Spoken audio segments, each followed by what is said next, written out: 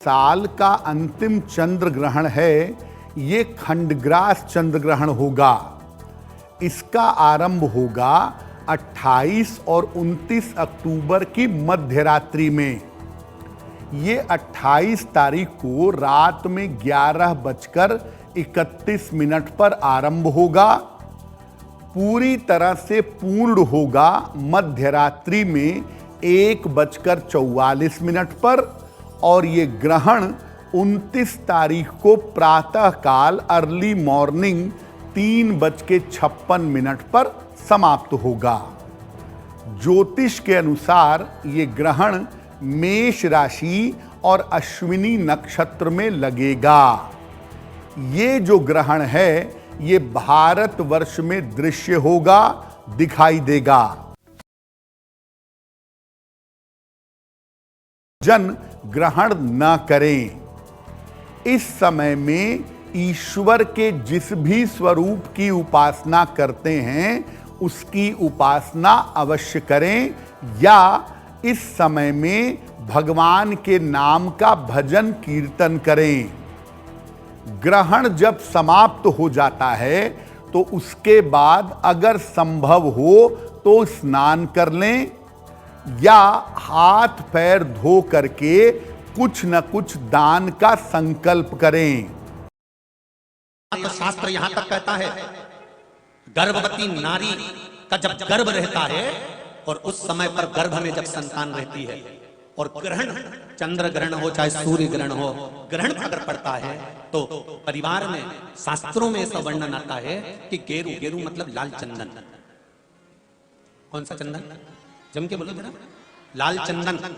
ये गेरू तो बाद में आप लोगों ने उधर पे लगाना चालू करा, पर नियम ये है कि गर्भ में अगर बच्चा रहता है तो ग्रहण पड़ता है, चंद्र ग्रहण पड़े, सूर्य ग्रहण पड़े, तो जो नारी का गर्भ रहता है, भले वो 3 महीने का हो, 2 महीने का हो, 1 महीने का हो, 8 महीने का हो, 9 महीने का हो, 10 महीने का, नारी का अगर गर्भ है तो बुजुर्ग लोग भी कहते हैं, उनको ये भले नहीं मालूम होगा कि क्यों गेरू लगाते। गेरू नहीं, लाल चंदन की 3 रेखा नारी को अपने पेट पर खींच लेना चाहिए। क्या होता है तो कहा, बच्चा विपरीत पैदा नहीं होता, बच्चा स्वतंत्र स्वस्थ अच्छा पैदा होता है, सुखी पैदा।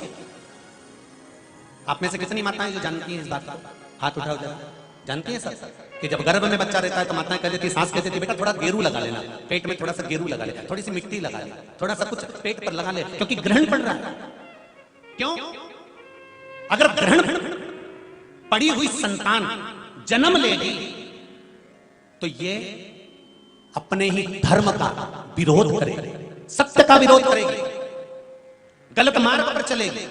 और अगर शरीर पर एक त्रिपुंड लगा दिया गया, पेट पर ग्रहण के समय पर गेरू लगा दिया गया, लाल चंदन लगा दिया गया, तो जो बच्चा जन्म लेगा वो माता पिता के विरोध में कभी नहीं खड़ा हो सकता, धर्म के विरोध में कभी नहीं खड़ा हो सकता, सत्य सनातन धर्म के विरोध में कभी खड़ा नहीं हो सकता, हिंदू धर्म के विरोध में कभी खड़ा नहीं हो सकता, हमारे पक्ष में हमेशा बना रहेगा। सनातन धर्म का कुल में पैदा होकर, सनातनी होकर, हिंदू धर्म में पैदा होकर भी अगर कोई हिंदू धर्म का विरोध करता है तो समझ लेना कि यह ग्रहण की औलाद पैदा हुआ है, ये साधारण नहीं है, ग्रहण से पैदा हुआ है। इसलिए सनातनियों का भी विरोध करने के लिए खड़ा। और आप सबसे निवेदन है, जब ग्रहण पड़े गर्भ पर भले गेरू की 3 लाइन खींच लो, चाहे लाल चंदन की 3 लाइन खींच लो, पर अपने गर्भ पर गेरू लगाना जरूरी होता है, क्योंकि बच्चा अपने माता पिता की भी नहीं सुनता अगर ग्रहण का भाव उस बच्चे पर पड़ जाए।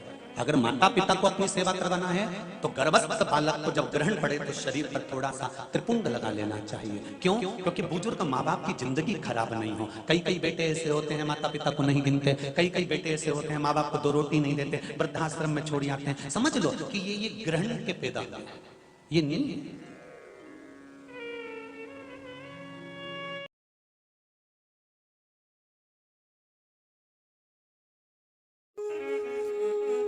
कर्म करो, ऊपर चढ़ा, नीचे गिरा, फिर चढ़ा, फिर गिरा, फल हाथ में नहीं आया, बड़ा हताश हो गया।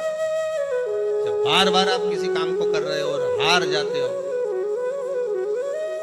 बहुत प्रयास करा आपने, हार गए, बहुत प्रयास। आपके लिए भी निवेदन है, किसी एग्जाम में आप बार बार बैठ रहे हो, नहीं हो रहा, शरद पूर्णिमा आ रही है, मात्र 7 चावल के दाने लीजिए, उसको केसर के इत्र में उसको भिंगा लीजिए, या कोई भी इत्र जो तुम्हारे घर में हो, 7 दाने चावल के जो तुम्हारे घर में इत्र हो उसमें भिंगा लीजिए। एक सफेद पुष्प हाथ में रखो। पूर्णिमा की रात्रि को शिव मंदिर खुला हो तो शिव मंदिर में चढ़ा दो, नहीं खुला हो तो बेलपत्री के वृक्ष के नीचे अपनी कामना कर चंद्रमा को देखकर छोड़ दीजिए। 25 बार आपने प्रैक्टिकल करा, 25 बार आपने सीए का एग्जाम दे दिया, इसका एग्जाम दे दिया, उसका एग्जाम दे दिया, इंटरव्यू दे दिया, नहीं हो रहा। एक बार कर देखो, और एक बार करने के बाद में पूर्णिमा तक का, अगली पूर्णिमा का इंतजार करो। बाबा चाहेगा तो आपके कार्य सफल कर ही देगा।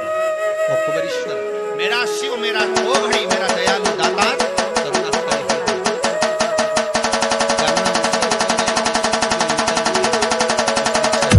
नहीं तो मालूम पड़े बेटी इंटरव्यू दे रही और माँ चढ़ाने चली गई, बेटा चढ़ाने चले जा। नहीं, जो चाहता है कि मेरा ये काम होना है वही शरद पूर्णिमा